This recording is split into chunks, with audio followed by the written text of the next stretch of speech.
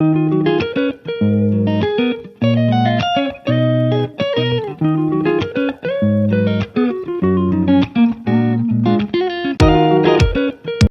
and welcome back to Live Well with Dr. Mel. I'm Melissa, licensed physical therapist and holistic health coach. If you haven't yet subscribed to my channel, go ahead and click that subscribe button. You'll get access to all my free physical therapy videos and wellness tips. In this video, we're going to go over how to strengthen your rotator cuff. This is great for anybody with mild to moderate shoulder pain, difficulty reaching overhead, getting a little pain or impingement when they're reaching overhead. If you have severe pain, you should definitely consult with your doctor. For those with mild to moderate pain who are just looking to strengthen and stabilize their rotator cuff, this video is for you. So let's get started. The first exercise is scapular retraction.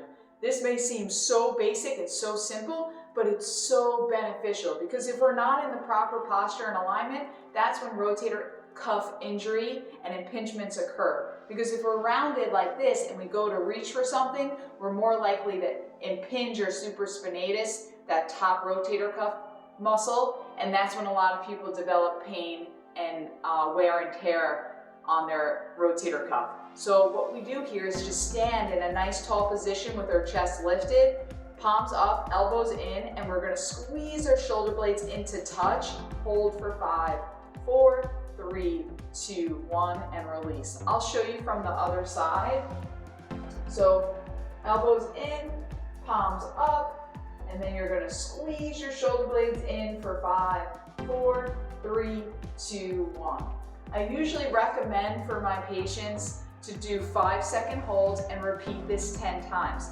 I would do this almost every hour because it's so important to retrain your postural muscles and get into that proper alignment, so when you go to do something, you're not likely to keep re-tearing and re-injuring your rotator cuff. The next exercise is a full can. So just like we did in the other exercise, you want to start in a retracted scapular position because when doing this exercise, it strengthens the supraspinatus muscle, and if we're not in the proper posture and alignment, you're likely to impinge that supraspinatus if you're not in the proper alignment. So first get those shoulder blades squeezed in, and then your hands are going to be like you're holding a full can, hence the name of the exercise.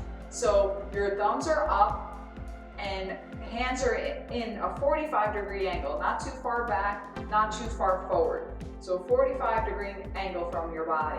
And then you're just gonna keep while keeping the shoulder blades back, you're gonna lift up as high as you feel confident without feeling any pain and symptoms. If you do feel any impingement here, don't go that high. Only go into your available range in pain-free range. Because like I said, when you're lifting overhead, that's when the supraspinatus can get impinged, and you may be not in the proper posture. That's why it's causing some impingement. So stop if you're feeling any pain during this exercise. And I would perform this 10 times. And like I said, I'd rather you spread them out, do them a couple times during the day, rather than doing 3 sets of 10 in the morning and not doing it for the rest of the day. Because what happens then is you fall back into bad habits and you're more likely to re-injure it if you're not constantly reminding yourself of your proper alignment while you're reaching overhead. So I showed you how to strengthen your supraspinatus, which is your upper rotator cuff muscle. And now I want to show you how to strengthen your teres minor and infraspinatus, as well as I'm going to throw in as a bonus your lower trap.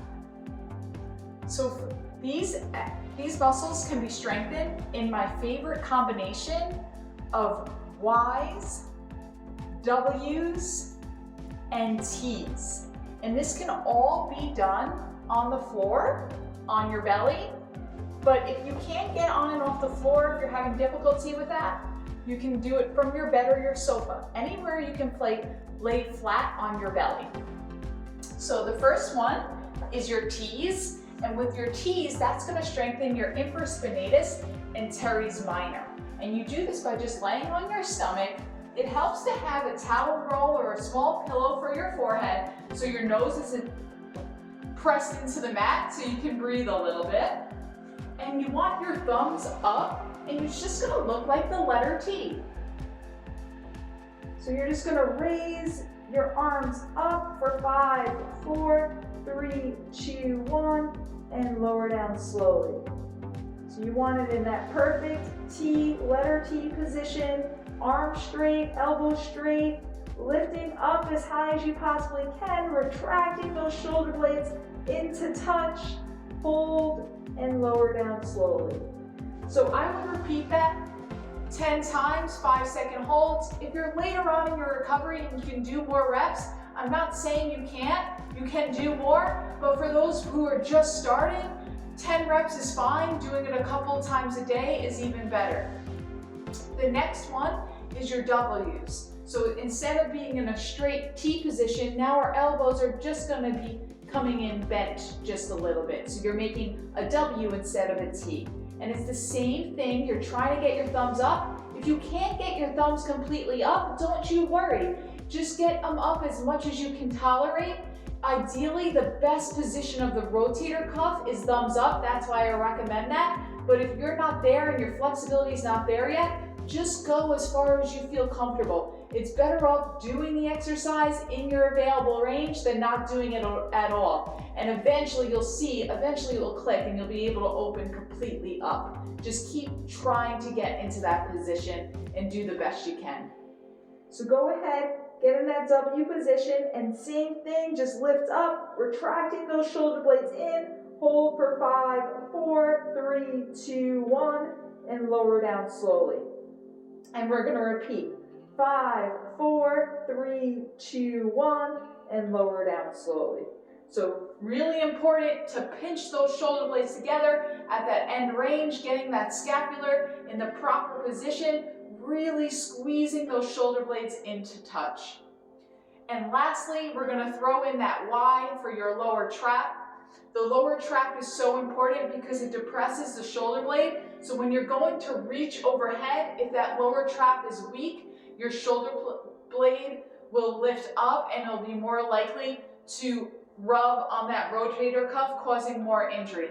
The lower trap tends to be weak on a lot of people, so don't get discouraged if you can't lift your arms up as high as me. Just keep practicing and you'll get better in time.